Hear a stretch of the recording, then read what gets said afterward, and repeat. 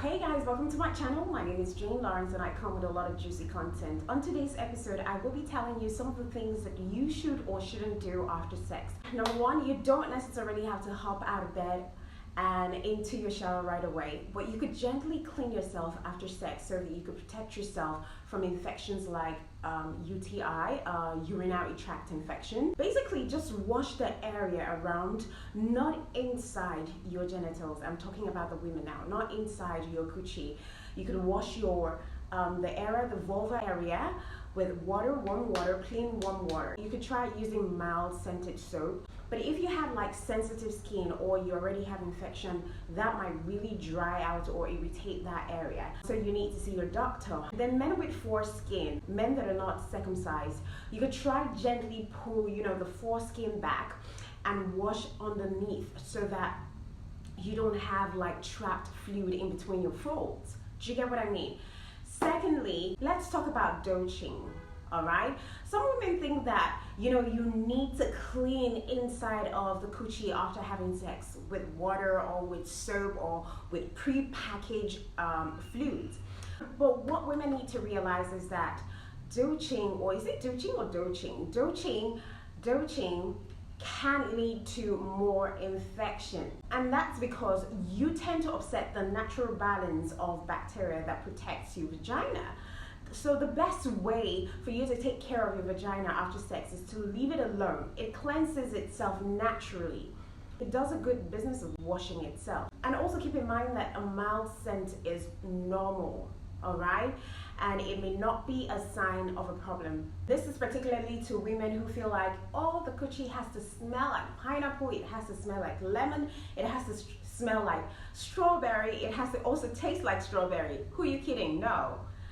The coochie naturally has a natural scent. So basically I do have a video where I taught you ladies how to keep the vajayjay really clean and smelling nice. When I mean smelling nice, it just smells, it just does not have any odor. And that's practically, when you go to the toilet to eat yourself, you use water to wash off. Even when you're doing number two, you use water as well to wash off. So take for example, you go to the toilet 10 times in a day and you probably wash your coochie 10 times a day with warm water.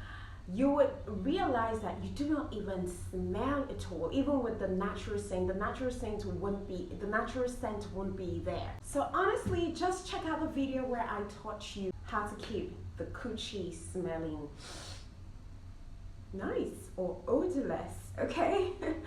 Yes, you've got to smell nice so that he's able to go down and lick you or he wants, whenever. All right, be it in the morning, be it at night, be it in the afternoon. He knows that when he gets down there, it is fresh because you're taking care of it. Then alongside douching or douching, is it douching? I get that word wrong. Alongside that, pharmacists or pharmaceutical stores or drug stores tend to offer like wipes or creams or spray that they claim helps you freshen up your area, your personal space, or you know what I mean, down there. Trust me, some of them are made with harsh soaps, detergents, or shampoos, or perfumes, or lotions that can actually make your skin break out. So I would advise you to stick to a gentle rinse, with warm water right after sex, and avoid scented tampons or pads or powders. Some women even rub powders down there or spray, especially if you tend to get infection. There are women who are prone to having yeast infection, and that's practically because of how you take care of your panties. And some of us, we tend to wash our panties and dry them inside instead of outside under the sun. And then since we use our panties more often than not, I probably think that we as women, we should also inculcate or incorporate using panty liners. Panty liners are just basically disposable pads, very flat pads that you can just apply on the surface of your panty, and it just basically protects your coochie from touching your normal pant, regardless of whether it is dry or whether it is clean or not. It just protects your coochie. It's a new pad, and you just use it. Even when you go to the toilet, you remove it and you place another panty in there. I think that some of these pads come in 60s or in 30s. Then the fourth thing that you should do right after having sex is making sure that you empty your bladder. This is why. Because during sex, bacteria can get into your urethra. And of course, you do know that urethra is a tube that carries urine out of your body. Like urine, you know what I mean? I don't need to explain this. And this can raise your chances of an infection if you hold it in. So when you pee, you flush those germs or those bacteria out. Please do not form the habit of holding in your urine, especially after sex, all right? Fine, you cuddle some more in the bed, but when you feel really pressed, you have to go ease yourself. And if you're a woman, when you wipe, don't wipe from front to back, all right? Because that's going to spread germs from number 2 to number 1. Wipe from number 1 down to number 2. Now, this leads me to number 5. Since you know that it's a good idea for you to pee after having sex, please don't forget to drink a lot of water, because when you stay hydrated, you tend to pee more, which invariably means that more bacteria will be, washed out of your body before any infection can flare up, if there is any. Then number 6, when you're done with cleaning up, right, make sure that you put on loose-fitted clothes so that you could allow your private parts breathe, taking air, because that's a living place. And this is why.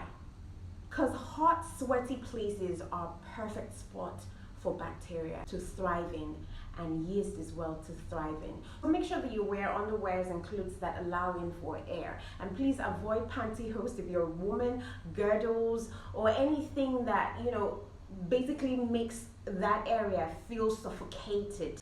Use cotton underwears. It works perfectly well for men and women. All right, because they are breathable. They're breathable materials, and they absorb moisture. Or basically, you could just keep wearing underwears, especially at night. When you're done having your bath and everything, skip wearing underwear. Just lay down, spread your legs, and allow the air just, caress that area and make that place smell better. Because the more you put on stuff and do not allow room for that place to breathe, the more it has this odor. In my own opinion, I don't think that men should wear, briefs that are too tight, so that you don't squeeze and shrink your penile length and size. Because I heard that, when men wear too much of tight briefs, it shrinks their joystick, especially men who grew up wearing briefs compared to men who didn't grow up wearing briefs. Some people say that men who grew up wearing briefs, as children, these panties don't have much length compared to boys who grew up not wearing briefs, but they wore loose boxers and all of that. So I don't know if that's literally true, but men, you can confirm it. Does it shrink the size if you wear a brief all the time? Number 7, wash your hands, because it's the best way to get rid of bacteria that you might have picked up from touching your partner's genitals. And to be honest, we tend to forget this and maybe put our hands in our mouth during the moment of passion. But nevertheless, that's why you should be with someone who you're sure that they don't have infection and they're loyal to you in that regard. So, and especially if you put your hand in, number 2, you need to wash it before you even apply your hands or you touch other parts of their bodies or your bodies, because that place contains bacteria. So wash your hand. That's the key to stop infection from spreading, from one part of the body to another. Wash with soap and water, and then make it part of your post-sex clean up routine, okay? And clean your sex toys, ladies. Now look, after you're done with your sex toys, you need to realize that bacteria, virus, and fungi can hang around those things. That means your toys could actually spread STDs and other infections too. So clean each toy after every use.